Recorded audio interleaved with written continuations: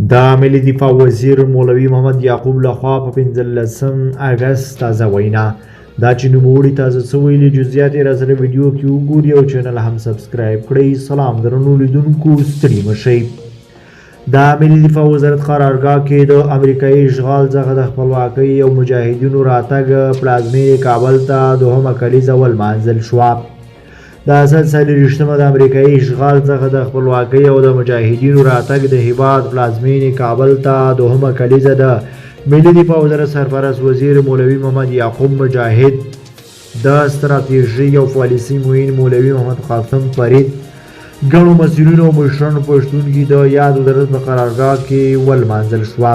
د ملي دفاع وزارت سرپرست الحاج مولوي محمد یعقوب مجاهد په خپلو خبرو کې د مبارکۍ ترڅنګ وویل دغه ازادي د ملت او هغو مخلصو مجاهدینو په قربانۍ باندې په لاس راغلي چې خپل ځانونه یې د اسلام او هیواد لپاره قرباني کړل او د نړۍ هغه قدرتونه چې دلته د خپلو مشخصو اهدافو لپاره راغلي وو لا ماتې سره مخ کړل.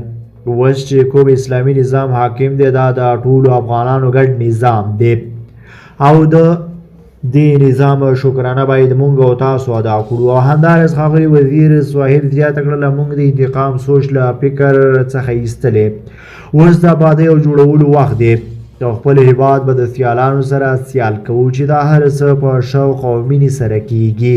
ګورې افغانانو، ستونزې به وي خو د دې لپاره صبر او زغم ته اړتیا ده.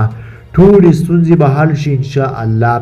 لکه څنګه چې مخکې مو د اسلامي نظام او ملي ارزښتونو د استحکام لپاره جهاد کولو، اوس د دفاع او ساتنې لپاره خدمت کوو. دا یادونې وړ ده چې دغه د ازادۍ ورځ د ملي دفاع وزارت په ټولو مرکزي او ساحوي قطاعاتو او جسمانونو کې ولمانځل شوه. دا به زموږ چمتو شوي ویډیو که تاسو کوم نظر لرئ نو په کمنټ کې راسره شریک کړئ او د لا ښکلو ویډیوګانو لپاره درسره زموږ یوټیوب چینل سبسکرایب کړئ. له ملتیاو مننه چې موږ سره تر بیا ښه وخت ښې چارې